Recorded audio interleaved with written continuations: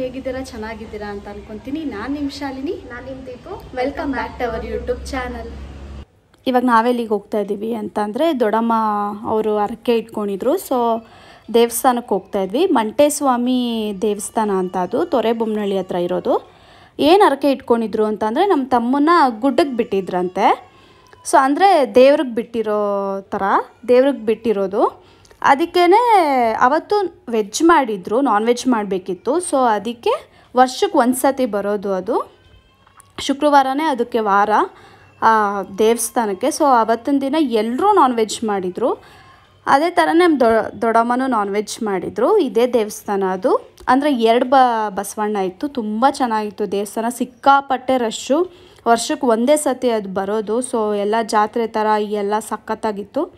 ಅಂದರೆ ನಾನ್ ವೆಜ್ಜಿಗೆ ಅಂತಂದರೆ ಹಾಲಲ್ಲ, ಅಲ್ಲಿ ಯಾರ್ದಾದ್ರೂ ಹೊಲ್ದ ಹತ್ರ ಜಾಗ ಅಂದರೆ ಪ್ಲೇಸ್ ಇಟ್ಕೋಬೇಕು. ಎಲ್ಲರೂ ಅಷ್ಟೇ ನೈಟೇ ಹೋಗಿ ಸ್ಟೇ ಆಗಿ ಪ್ಲೇಸ್ ಇಟ್ಕೊಂಡು ನಾನ್ ವೆಜ್ ಮಾಡೋದು. ಅಂದರೆ ಅಲ್ಗೂರಿಂದ ತೊರೆಬೊಮ್ಮನಹಳ್ಳಿಗೆ ಅಂದರೆ ಕೇಮದೊಡ್ಡಿ ಬಸ್ ಹತ್ಕೊಂಡು ತೊರೆಬೊಮ್ಮನಹಳ್ಳಿಲಿ ಇಳ್ಕೊಂಡು ಅಲ್ಲಿಂದ ಮತ್ತೆ ಆಟೋದಲ್ಲಿ ಹೋಗಿದ್ದು ದೇವಸ್ಥಾನ ಎಲ್ಲ ಮುಗಿಸ್ಕೊಂಡು ಮತ್ತೆ ನಮ್ಮ ದೊಡ್ಡಪ್ಪ ಬಂದು ಪಿಕ್ ಮಾಡಿದ್ರು ಅವರಿರೋ ಜಾಗದಲ್ಲಿ.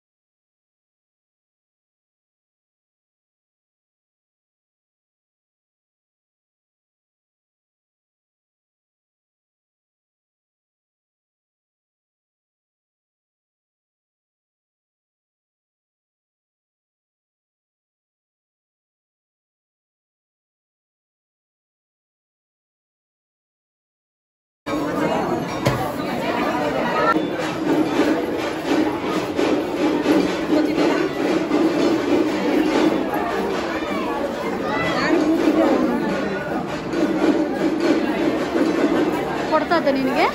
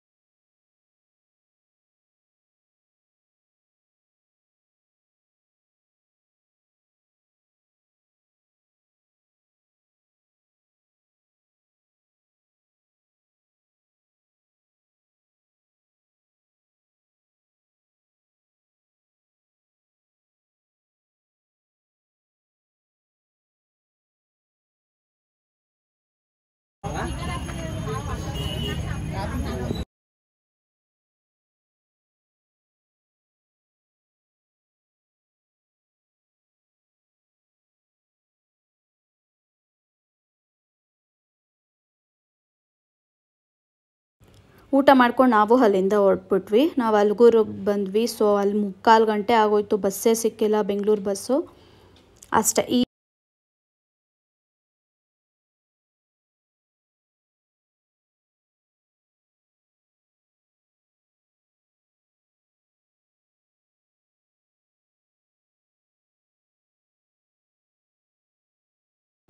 ಇದು ಇನ್ಸ್ಟಾನಲ್ಲಿ ಯಾರೋ ವಿಡಿಯೋ ಹಾಕಿದ್ರು ಅವತ್ತೊಂದು ದಿನ ಎಲ್ಲ ರೆಕಾರ್ಡ್ ಮಾಡಿ, ಅದನ್ನು ನಾನು ಡೌನ್ಲೋಡ್ ಮಾಡ್ಕೊಂಡು ನಾನು ಹಾಕಿರೋದಿದು.